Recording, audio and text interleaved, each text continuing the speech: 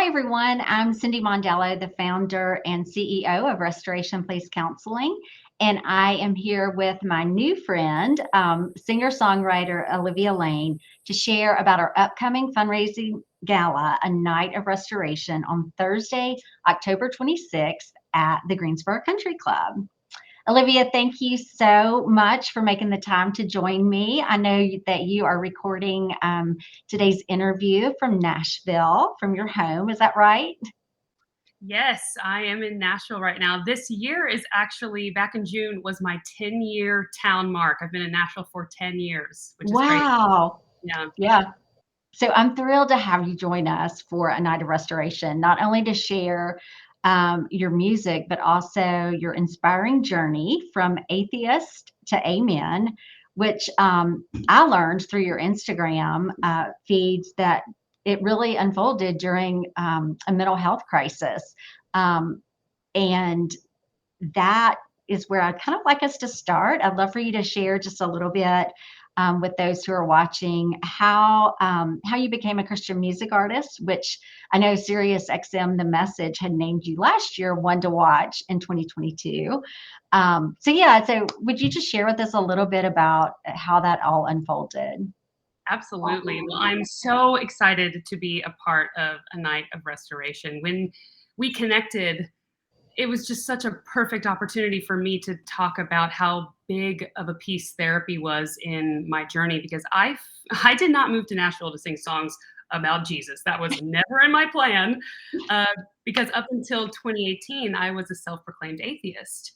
And I moved to Nashville in 2013 to pursue country music, singing and songwriting. And for about 4 to 5 years, I was on the road. I was, doing my songs and living that like rock star lifestyle where you've got those mountaintops and those valleys, more so valleys, and then after a couple valleys, life just starts to take a toll on you. And I was in my mid 20s, and I just got to a point where I was like, why am I doing this? Like, I used to think I was doing this music thing for applause and fame, and that started to wear on me of like, what is my purpose in life? And so I started to squash those questions down. But then at some point around like 2017, it was like the floodgates opened of what's my purpose in life? What am I doing? And at the exact same time that all those questions started popping up in my brain, I started to lose my voice. Wow. So my performer identity was being ripped from me, and my performer identity is where I was living from. That's where I got my validation. And so if I couldn't do that piece right in my life, I felt like I was doing my entire life wrong. So I basically had to go off the road, and I was like, well, I need to get into mental therapy to deal with like all these questions swirling around in my brain and all these voices. And I need to get into vocal therapy. And this is where I categorize that God really starts to ramp up in my life. And I wasn't a believer, but the two women that He put in my life to help me heal, my therapist and my vocal therapist, were both believers. And I didn't know that my therapist was a believer. I probably wouldn't have seen her because I was an atheist had she, Yeah. Yeah. But I'm so glad that God led me to her, because we did a lot of great healing in the therapy room. I just felt like I was falling back in love with who I was, and dissecting a lot of mental scripts and negative self-image work, and just healing a lot of what needed to be healed in my life, and answering a lot of those big questions. But we got to a point in my therapy journey where I basically was like, what's next? Like, I feel like I'm doing all this great healing, but there's something missing. And my therapist straight up was like, well, if you want more healing, you're going to need to figure out a spiritual life. And I was like, ooh, I don't want to do that. I'm good. I'm good. But I swallowed my pride, because if more healing and a spiritual life were hand in hand, I couldn't forego at least trying. And so we started talking about spirituality, and I realized I had a lot of wrong and misguided preconceived notions of who God was, what a spiritual life was. And so we just had some really beautiful conversations. And as I was doing my research, I just kept coming back to Jesus, because it was the religion that talked most about grace and mercy and love. And I think what I realized, like in my therapy journey, that there were still days, even though I felt so healed, there were still days that I couldn't love myself. There were still days that I felt like I wasn't being the best version of myself. And I didn't know where to put that broken stuff. And my therapist framed it in a way where it was like, Jesus is the only place I know that you can hand over the keys of control in your life and know that there is a safe plan for your good. And that just kind of clicked, like, oh, there's someone there. I'm fully loved. If I decide to believe in Jesus, I'm fully loved exactly where I am, not like the 10-year version from now me, Yeah. right now. And so for 4 months, basically from like in the beginning of 2018, for 4 months, I just woke up every morning and it was like, God, if you're real, you're gonna reveal yourself to me. And on April 29th, 2018, I got my answer. I had an intense, radical visual encounter with the Lord in my living room. And from that day on, I knew Jesus was real, and I couldn't not logically reason myself out of not believing in him anymore. And so these last 5 years have been incredible, and my life kind of feels like it's been turned on its head. And that's what God does. He comes in and he's the master restorer, and he restores all of that broken. And how I got to Christian music, I dedicated my music back to the Lord. There were little pieces that I began dedicating. Okay, Lord, you can have my relationships. Okay, Lord, you can have this. The music piece was something that I feel like was kind of the last thing that I was holding on to, because I've been finding my identity in my music and in my performer for a long time. And that was really hard for me to give over. But I just remember the Lord saying, just make the music back in 2020. And all I wanted to do was write about him. And so I just sort of started writing about him. I didn't really know how to write a Jesus song. I didn't really know anybody in the Christian music industry, but the Lord was so faithful in opening those doors. And that turned out to be my song Woman at the Well and other faith-based songs. And now I'm working on a faith-based record. And it's like, look what the Lord has done. Yeah. Oh, that's so beautiful. I mean, I just sat here, I had chills the whole time you were talking, because, I can remember just in my own story of just a real radical. I had grown up in the Christian faith and would say that I was a believer, but had not really learned what that meant. And I had a mental health crisis, had a crisis of faith in my late 20s, and pretty much had that same, that just same radical transformation. And I think, one of the reasons why your song resonated so much with me was, the first thing that the Lord delivered me from was alcoholism. And so just identifying with those lyrics of sitting in your living room, and like staring through the empty bottle of wine. And I was like, oh, wow, like she read my mail, but it just, and I think I think that's why it became so popular so fast, is that so many people could just identify with that, just being in that quiet place and knowing, like this sucks. Like, I don't know what is real, but then he shows us what's real. So anyway, I could go on and on, but, another reason why, after hearing your story, I mean, obviously, like, I identified so personally with your song, but then when I heard about your journey, little snippets of it on Instagram, and that so much of, what God used, one of the tools he used in your life was Christian counseling. I was like, well, okay there, like, because Restoration Place Counseling, I created it as a place where girls and women could come and really find exactly what you found through Christian counseling. And so, what we do, because, I could have just hung up a shingle and offered professional Christian counseling, but I wanted it to be accessible and affordable. And so this fundraiser that you are going to be our featured artist at, is to provide those funds for Restoration Place to be able to offer that affordable and professional counseling. Like I said, when I heard your song, Woman at the Well, it all clicked for me. And so what I'd like to do now is first just to take a little listen to that song so others can hear what's in store. I heard a story from the Bible when I was just a little girl, about a broken-hearted woman who met the Savior of the world. just another story, one that the preacher man would read. But as I'm sitting here at home, drinking red wine all alone, I think that woman might be me. 'Cause tonight I feel just like the woman at the well, wondering how someone could love me when I can't love myself. But you want me as I am, and that sounds crazy.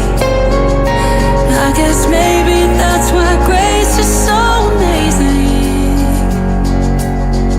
Staring at that empty bottle, I swear I caught a glimpse of him. He met me right there at the bottom and turned that wine to living water and taught me how to love again. Yeah, tonight I feel just like the woman at the well, wondering how someone could love me when I can't love myself. But you want me as I am, and that sounds crazy. I guess maybe that's why grace is so amazing. It's no longer just a story when I read it, 'cause I've seen him for myself and I believe it. 'Cause tonight I feel just like the woman at the well, wondering how someone could love me when I can't love myself. But you want me as I am, and that sounds crazy. I guess maybe that's why grace is so amazing. Just like the story from the Bible I heard when I was just a girl. I'm the broken-hearted woman who met the Savior of the world. So like I said, I love that song. Tell me a little bit more about how this one song really changed the trajectory of your professional life with making music. I know you said that was like the last thing that you had that you gave over to the Lord was just, okay, I'm going to make music for you. But tell me a little bit of what's happened once that song hit the airwaves. I know the message picked it up. Yeah. So tell me a little bit about that. Yes. That song changed everything for me. That was my first time to really put a song out and profess my faith publicly. And at the very same time, I was on TikTok and Instagram, just talking and sharing my testimony. I never had really told anyone about my radical visual encounter in my living room from a public standpoint, only just Right. my close personal friends, my Bible study crew. And I just felt the Lord prompting me to just share in your music, share anywhere you can. And it's so funny because Woman at the Well was the song, the idea that he gave me. And if you actually read the Woman at the Well story, you know, she has this intimate, wonderful moment with Jesus, and she's radically changed. And then she just goes and she just shares with anyone that she knows the goodness of God. And that is really, really my story the last 5 years. And I really have capitalized on that fire. And maybe I necessarily wasn't the most like biblically rooted or the most, you know, logically understanding theologian of the word, but I just knew I was changed and I wanted people to know. And so when I came out with that song, I think people reacted in the way that they did because I don't really know much about, church culture or the Christian music culture. I just know that I'm a changed woman and I need to tell people about the goodness of God, and I know how to write a song. I think just the world of the realness of my story being in that song form, people just resonated with, because I think there is this like perfect Christian person idea that people see Christians, and it's like, oh, well, we need to like hold them to a higher standard. And it's like, wait, we're still broken. We're still in need of a savior. We're still in need of healing. Yeah. And so that song just has proven to me over time, and especially even today, like there's such power in sharing our stories from a real vulnerable place. I mean, we have to talk about the darkness that we've seen, Yeah, so that we can show people this is where I found the light. And so just over time, I just feel like there's such power in sharing your story. And I get the privilege, and God has given me the gifts to share my story via song and via talking on my social media. And I'm so glad that people find me compelling enough to listen to. Because some days I'm like, what am I doing? I have this like imposter syndrome, because it's like, I've only been a believer for 5 years. Why am I, why me? Why am I like, but God's always just like, why not you? yeah, You know? absolutely. Yeah, I just think there's power in sharing our story, and that's what I keep learning time and time again.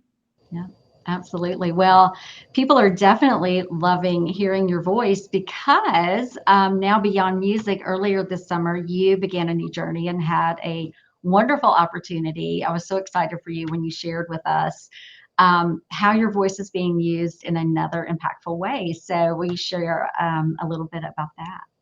Absolutely. This is crazy, Cindy. These last 5 years, especially this opportunity, is just so wild. So SiriusXM The Message is a Christian station on SiriusXM.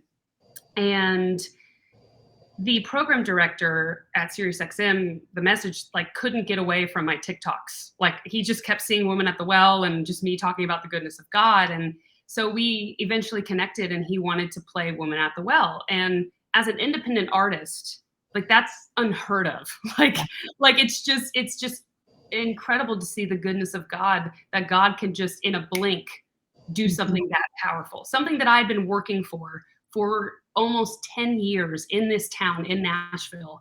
He just does in an instant. It's just insane. Yeah. And so basically he started playing my song. SiriusXM The Message was one of the hugest vessels for Women at the Well to get out there. And over time, Al and I, Al Scope is his name, we developed just a relationship. And one of the hosts was retiring, and he just was like, I think you'd be great at it. And I'm like, I don't. What do you mean? I've never been on a radio station. I know nothing about this world. And he was like, just do what you do on TikTok on the radio, and the rest we'll figure it out. And so, yes, it's I am the new morning show host of SiriusXM The Message, and it's called The Olivia Lane Show.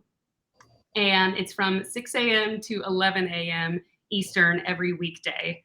And I just get to spread the good news of the Lord and what I'm learning. And it's just incredible to see over these last 5 years, God took where I was of losing my voice, and he restored and gave me a new voice in my songwriting, on the radio, on stage, which we'll talk here in a minute a little bit about my one woman show, and that whole thing of just like, I just can't believe what the Lord is doing. He's just been so good. Yeah, that's amazing. That's amazing. And that's actually how one of my board members introduced me to your song, because on the way to one of our board retreats 2 years ago, she, because it would have been 21 when it started playing, right? Yeah. She had heard it on The Message driving out to the board retreat that we were having. And she was like, you need to hear this song. And it's unreal. It's just, I know. God is incredible. It's like, I know. Yeah. He is. And so, like you just kind of alluded to, you'll be performing your one-woman show here in Greensboro for our fundraising gala. Can you give us a sneak peek of what you're planning for the evening? Yes, absolutely. So this show is it's still very new in its inception, and it's changing constantly. Every single day I have a brand new idea. But I'm in the studio now working on new music, which is going to be coming out very soon. And a lot of new music will be played at this show, which I'm very excited about. It's kind of like a temperature, like, hey, how does the crowd react to this song or this what I'm saying? But like a year ago, the Lord really prompted my heart to tell your story and play your songs. Because I have a little bit of a theater background. I went to college for theater, and so I love being on stage. I love getting to talk from stage, and now I get to talk about my most favorite thing in the world, which is God and what He's done in my life. And again, back to that piece of there's just such power in telling our stories of what God has done in our life. And so it's literally just going to be me and my sweet husband who will be on stage with me pressing the buttons and playing instruments. And it's just going to be me telling my testimony and singing new songs and songs that are out. And I just hope that people are inspired to tell their own stories when they hear it. Yeah, that's great. So And go ahead. I have a question for you, Cindy. Okay, great. I'm going to be like a small part of the incredible night.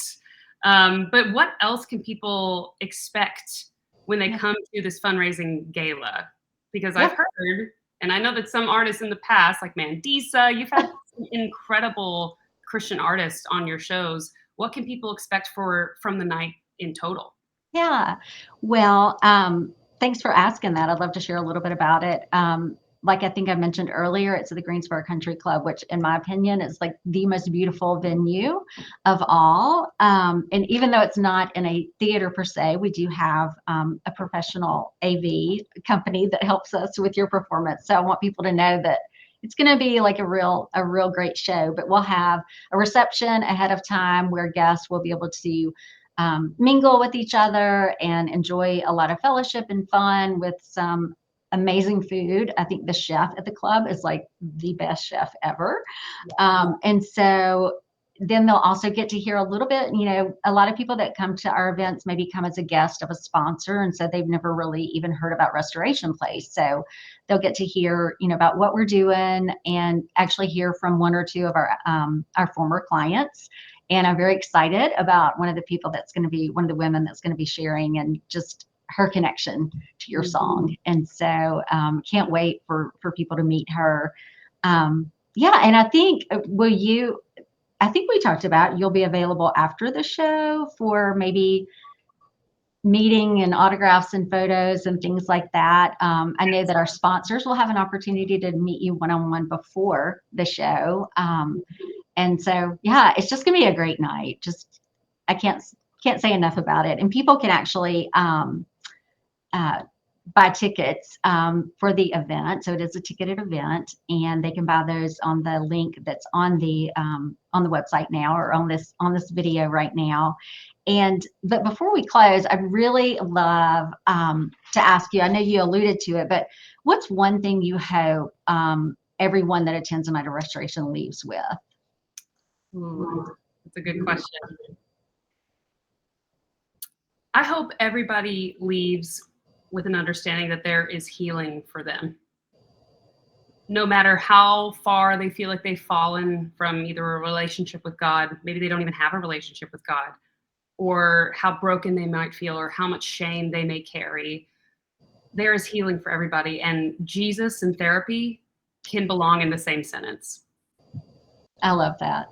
I love that. Yes, Jesus and therapy definitely can belong in the same sentence. And, as you were saying that, I think what maybe something I would add is that that I would like to see maybe people maybe come to a realization, because from the outside looking in, you had it all.